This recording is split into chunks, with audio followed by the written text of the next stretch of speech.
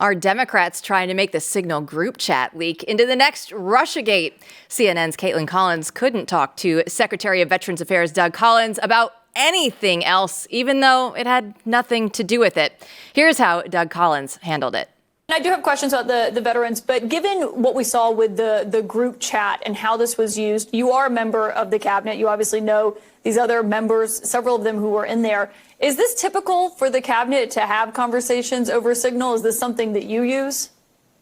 Well, Caitlin, Senator, you undoubtedly do not want to talk about the VA. I have a question as VA Secretary. As Cabinet, I want to ask you, because I've been curious about this, because my job is to take care of veterans, and I would like to know why CNN is hostile to veterans, especially one in Florida, where you just had a $5 million defamation suit taking offense at a veteran who was trying to help people. In fact, one of your employees actually said, we're going to nail him. I have a question for you, Caitlin. Is that employee still employed? Are you really concerned about veterans? So if we don't want to talk about veterans now, you want to talk about everything else, I'd like to hear from CNN as the Veteran Cabinet Secretary why CNN seems to have a problem with veterans. Seems to be a pretty reasonable take there from Doug. Matt, what's your take on this? I like Doug. As soon as I see that, I say, I like this Doug guy. Look at this. I love the fire he was giving. I love the look in her eyes when he was ranting. They can't give this up, and we can talk about that a little bit. I mean, the reason they can't give up the story is because it does resonate. It does. I mean, it does resonate with people. How can the people at the very top, right, Secretary of Defense, National Security Advisor, be on a Signal chat group just like everybody else is? And people sort of think that there's a lot more, secret movie stuff going on than there is, especially when people want to talk outside official channels. So they think that they have something here. And remember, they haven't actually scored a point on anything yet. I mean, they really haven't. So they want to keep throwing this around. Now, I don't actually think it hurts the administration in the way that the media thinks it does. But there's a problem here that the administration needs to solve and move on from. So this is exactly the way to handle it, though. You should never allow them to dictate the question or the framework, and Doug did a great job. I love it because Doug kind of reminds me of Representative Tim Burchett. Not only do they have the Southern accent, but they're both attacking CNN, which we certainly do love here, and Tim Burchett is definitely known for doing that. So with the time that we have left, I'm not even going to set this one up for you today. You are going to do this all on your own because this is going to be a fun last few minutes of the show today. This is very meaningful to me. It's a very sad day. It's a sad week, really. And, my fellow Americans, I'm here to tell you why. And the reason why is there's a man, a very intelligent, well-lettered man, by his own admission, named Jason Stanley, that I want to talk about today. And he's decided to leave this country, and it's a day of mourning. So I want to describe to you who he is and why you should be sad with me that he's leaving. Jason Stanley started out on Twitter throwing out shade and getting into arguments with many different people. And I think this is the first big one that he put out, where he described how he was a very accomplished professor. So if we could put that out there, this is Stanley's initial tweet that sort of spread throughout different parts of the internet. Jason Stanley has written 5 books and almost 50 articles in half a dozen academic disciplines, some of them among the most cited in the last 20 years. I'm in 6 departments, and I am stunned by the arrogance of folks with zero intellectual outfit pontificating about wokeness in academia. And he went on in that thread to basically say no one should be talking about BLM if they don't have the credentials that he did. This is a guy who talked about how, hell yes, he was self-important. He is important. Show them that one. People are like, he regards himself as self-important. No effing S. I would regard myself as an abject failure if Jason Stanley didn't write a book that people read in centuries. Who is Jason Stanley? Well, let's roll the tape. Let him tell you himself. I'm the Jacob Jurowski Professor of Philosophy at Yale University and the author of 5 books, most recently, How Fascism Works, The Politics of Us and Them. What is success? You can be successful at many things. You can be successful at counting blades of grass. Is that success? It isn't success.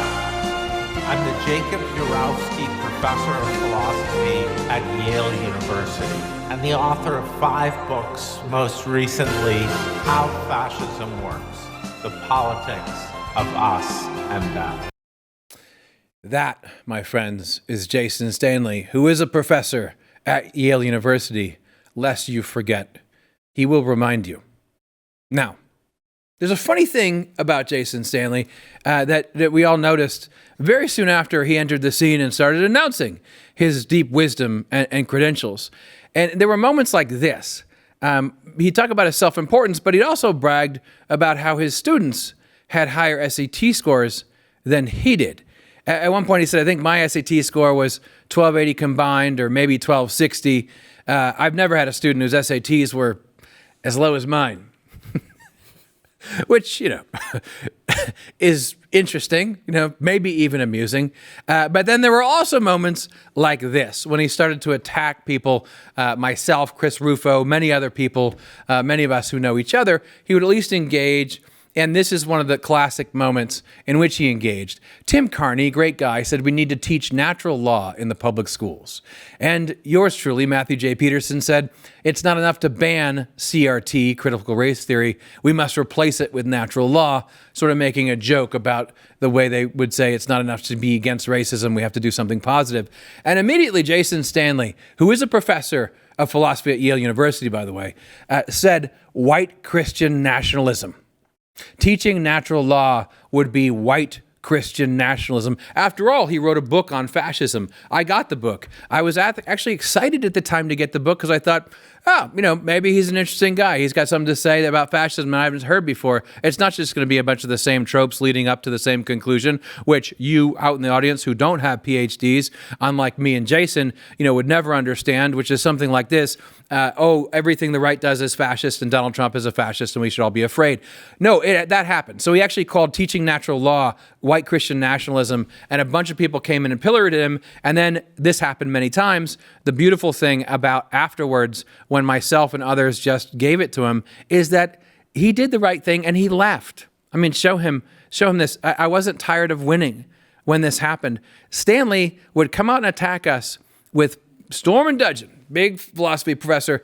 And then after this natural law comment, for instance, he said he's going to lock down his account, focus on his family and work for a bit. This was a failure. I wasn't tired of winning, but I was very happy for him because I thought it'd be great for him to go back and work for his family. And so did many others on the internet. This happened multiple times. He would kind of pounce, right, and attack, and then he'd get slapped down pretty handily, and he'd go away. And he became a symbol for many of us of not just the midwit, but the failed elite credentialer, right?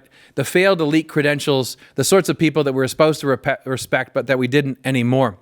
And the sad thing is, he has actually decided to not just leave Twitter like he has in the past, he's now going to leave the country.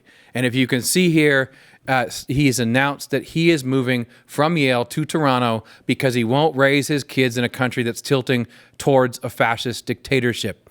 And to that, I first say, with Donald Trump at McDonald's, goodbye.